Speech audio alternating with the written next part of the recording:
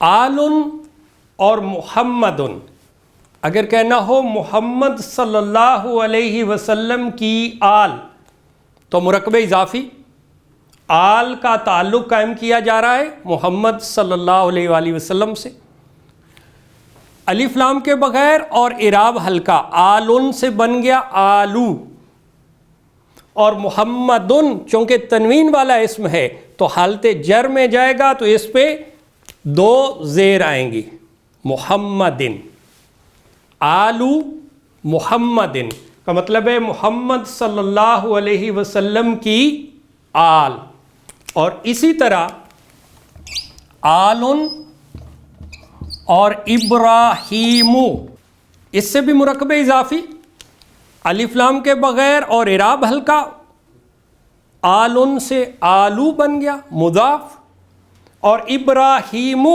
اب دیکھیں یہ غیر منصرف اسم ہے، یعنی اس پہ تنوین نہیں ہے بلکہ ایک حرکت ہے پیش، تو اس پہ حالت رفع میں پیش، حالت نصب میں زبر اور حالت جر میں بھی زبر، یہ ابراہیمی نہیں ہوگا بلکہ حالت جر میں بھی ابراہیم، آلو ابراہیم، ابراہیم علیہ السلام کی آل، جیسا کہ ہم درود ابراہیمی میں پڑھتے ہیں اللہم صلی علی محمد وعلی آل محمد، آل محمد، اب وہاں پہ اسم استعمال ہوا ہے آلو نہیں آلی، آلی محمدن، اب محمدن کیوں استعمال ہوا حالت جر میں، یہ ہمیں آج معلوم ہے کیونکہ یہ مرکب اضافی میں مضاف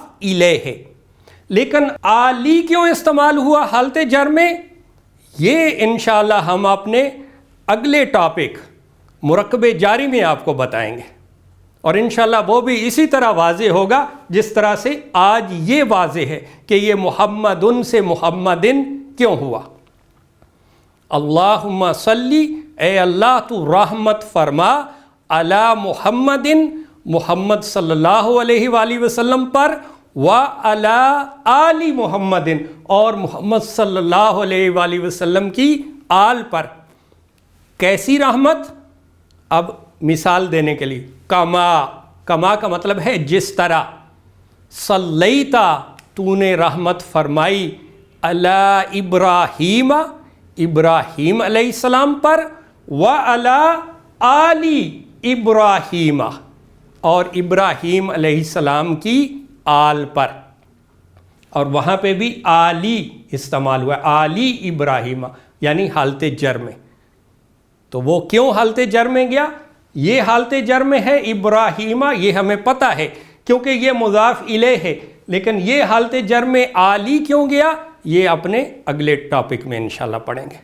اختن کہتے ہیں بہن کو، اور ہارون کا مطلب ہے ہارون، یہ اسم علم ہے، ذاتی نام ہے کسی شخص کا، اور یہ غیر منصرف ہے، اس پہ تنوین نہیں، ایک حرکت ہے۔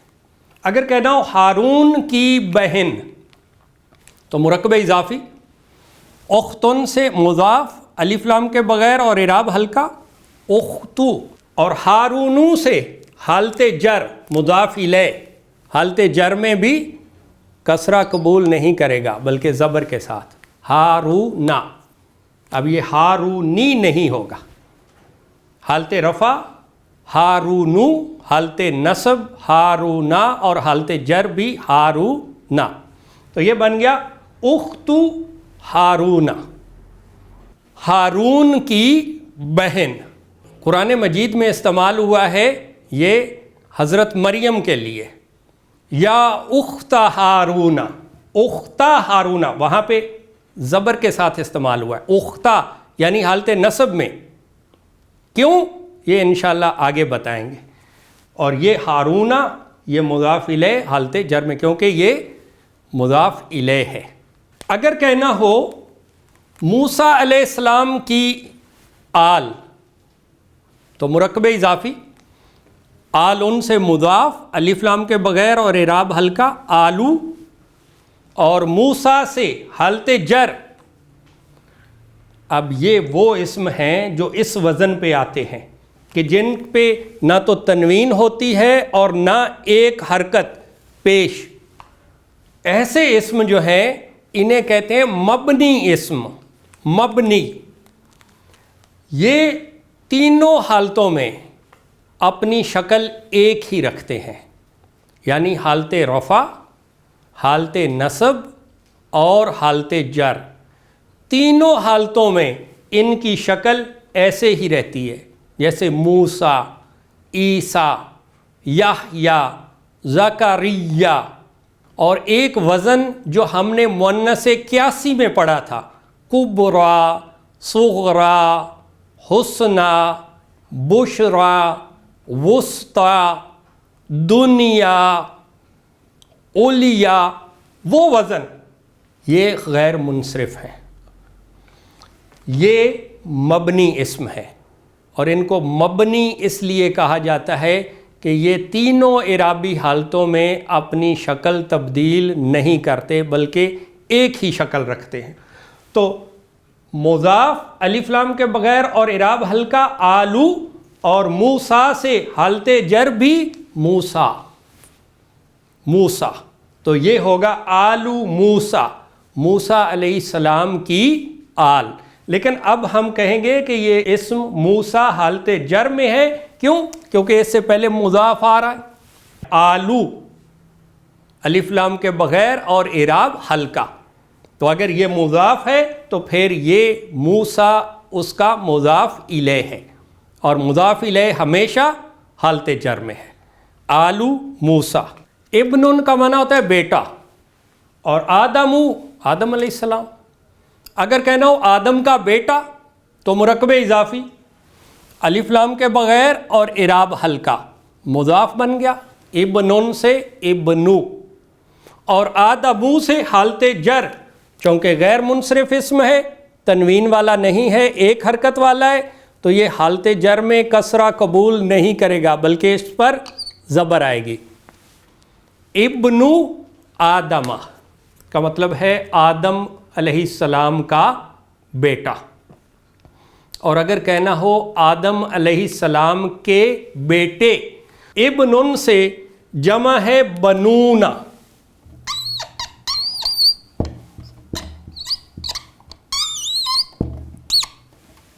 بنونا کا مطلب ہے بیٹے، اور آگے آدمو.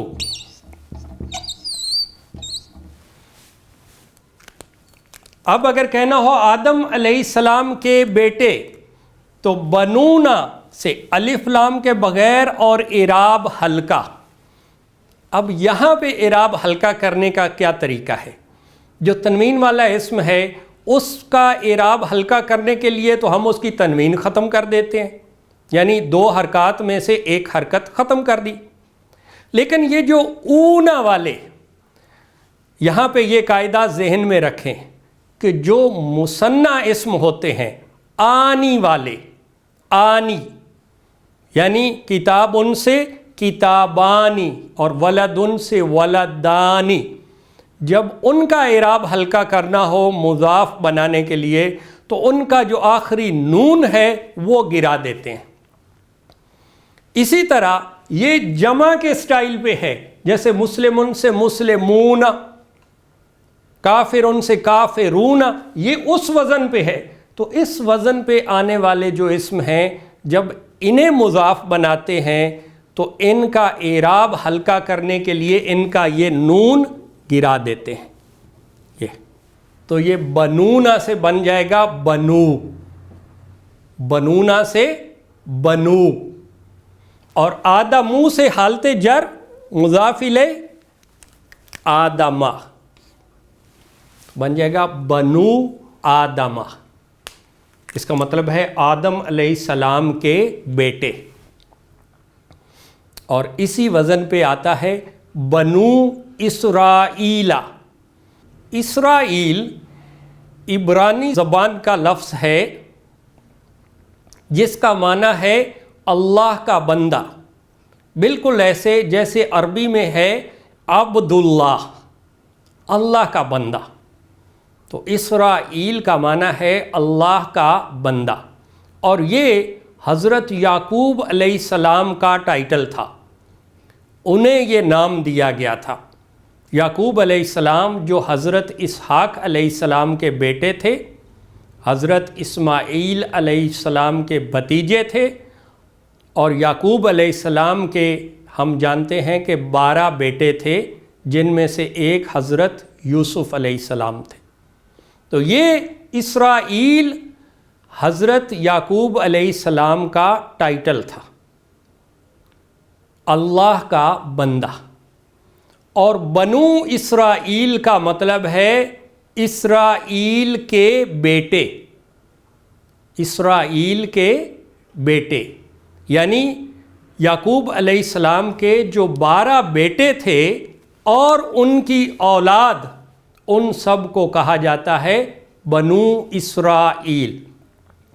اب آپ کے ذہن میں یہ سوال آئے گا کہ قرآن مجید میں تو بنی اسرائیل استعمال ہوا ہے، تو یہ انشاءاللہ ہم آپ کو آگے چل کے بتائیں گے کہ یہ بنو اور بنی میں کیا فرق ہے، تفصیل کے ساتھ آگے بتائیں گے، لیکن تھوڑا سا بتا دیں کہ بنو جو ہے یہ حالت رفع ہے، اور بنی اس سے حالت نصب اور جر ہے، یعنی اس واو کو یا میں بدل دیتے ہیں، اور یا کی وجہ سے یہ جو نون کی پیش ہے اس کو زیر میں بدل دیتے ہیں، تو یہ بنو سے بن جاتا ہے بنی، بنی اسرائیلہ۔ یہ حالت نصب بھی ہے اور حالت جر بھی ہے، تفصیل سے انشاءاللہ بعد میں بیان کریں گے۔ یہ 2 اسم ہیں، ابن، ابن کہتے ہیں باپ کو، اور حریرۃ یہ کہتے ہیں بلی کو۔ تو اس سے اگر مرکب اضافی بنائیں تو الف لام کے بغیر اور اعراب ہلکا، ابن سے ابو، ابو۔ ایک چیز یہاں پہ ذہن میں رکھیں کہ زبان کا جو سب سے بڑا قاعدہ ہے وہ ہے اس کا حسن، اس کی خوبصورتی اور اس کا فلو۔ زبان کی خوبصورتی اس کی روانی میں ہوتی ہے، اور جہاں کہیں زبان کی روانی ڈسٹرب ہو رہی ہو وہاں پہ قاعدے تبدیل ہو جاتے ہیں۔ تو ابن سے جب ہم اس کا اعراب ہلکا کرتے ہیں اور یہ بنتا ہے ابو، ابو، تو ایسے اچانک جیسے بریک لگتی ہے، ابو، فوراً رکنا پڑتا ہے، اور اگر ہم آرام سے رکیں تو پھر کیا بنے گا؟ ابو۔ تھوڑا سا اس کو لمبا کریں گے، ابو، اور جب لمبا کرنا ہے تو اس کے لیے کیا ہوتا ہے، اس کے ساتھ ایک آگے واو کا اضافہ کر دیتے ہیں، واو ساکن کا، یہ تو یہ بن جاتا ہے ابو۔ اب دیکھیں پہلے تھا ابو اور اب ہے ابو، کتنا پیارا لگ رہا ہے۔ تو یہ مضاف بن گیا الف لام کے بغیر اور اعراب ہلکا، ابو۔ اور حریرہ تو سے حالت جر حریرہ تا، کیونکہ غیر منصرف اسم ہے، حالت جر میں کسرہ قبول نہیں کرتا، ابو حریرہ تا۔ اب اگر اس کا لفظی ترجمہ کریں تو بنے گا بلی کا یا بلیوں کا باپ۔ بلیوں کا باپ کوئی انسان تو نہیں ہوتا، جس شخص نے بلیاں پالی ہوں اسے کہا جا سکتا ہے ابو حریرہ تا، بلی یا بلیوں والا، یعنی ان کا مالک جس نے وہ رکھے ہوں۔ اور یہ ہمیں معلوم ہے کہ ایک مشہور صحابی رسول ہیں جن کا نام ہے ابو حریرہ، کیونکہ انہوں نے کوئی بلی پالی ہوئی تھی یا بلیاں، تو ابو حریرہ تھا۔ اور اگر کوئی عام انسان ہو تو پھر یہ اس کا معنی، ابو کا معنی ہوتا ہے باپ۔ جیسے ایک مشہور صحابی تھے ابو موسیٰ اشعری رضی اللہ تعالیٰ عنہ، ابو موسیٰ کا مطلب کیا ہے؟ موسیٰ کا باپ۔ عربوں میں یہ عام رواج ہے کہ کسی شخص کو اس کے نام سے نہیں بلاتے بلکہ اس کے اولاد کے ریفرنس سے بلاتے ہیں، فلاں کا باپ ابو موسیٰ۔ اور رسول اللہ صلی اللہ علیہ وسلم کی کنیت بھی ہے ابو القاسم، ابو القاسم۔ اسی طرح ایک صحابی مشہور تھے ابو ایوب انصاری رضی اللہ تعالیٰ عنہ، وہ صحابی جن کے گھر رسول اللہ صلی اللہ علیہ وسلم ٹھہرے تھے مدینہ منورہ میں، ان کا نام تھا ابو ایوب، ایوب کا باپ۔ لیکن جب مضاف الیہ غیر عاقل چیز ہو، غیر عاقل مخلوق ہو، تو پھر ابو کا معنی باپ نہیں ہوگا بلکہ والا ہوگا۔ جیسا ابو لہب، لہب کہتے ہیں شعلے کو، آگ کا شعلہ، تو ابو لہب یہ بھی مرکب اضافی ہے۔ اب اس کو آگ کا یا شعلے کا باپ نہیں کہیں گے بلکہ اس کا معنی ہوگا شعلے والا، شعلے والا۔ اور یہ ہمیں معلوم ہے کہ رسول اللہ صلی اللہ علیہ وآلہ وسلم کے جو چچا تھے ان میں سے ایک کو ابو لہب کہتے تھے، اور وہ اس وجہ سے کہتے تھے کہ اس کی رنگت بہت سرخ تھی، بہت سرخ اور خوبصورت آدمی تھا، تو اس کو اس ریفرنس سے ابو لہب کہا جاتا تھا، شعلے والا، اس کی ایسے رنگت جیسے شعلے مارتی ہو۔ قرآن مجید میں تبت یدا ابی لہب، ابی، ابو نہیں ابی، تو ابو حالت رفع ہے اور ابی حالت نصب یا حالت جر، اسی لیے بعض جگہوں پہ ہمیں لکھا ہوا ملے گا ابو ہریرہ اور بعض جگہ پہ ابی ہریرہ۔ احادیث میں اکثر ایسا آتا ہے ان ابی ہریرہ، ان کا معنی ہوتا ہے سے، کہ حضرت ابو ہریرہ سے روایت ہے، وہاں پہ ابی آتا ہے، وہ ابو سے ابی حالت جر ہے، لیکن وہ کیوں ہے یہ انشاءاللہ آگے چل کے بیان کریں گے۔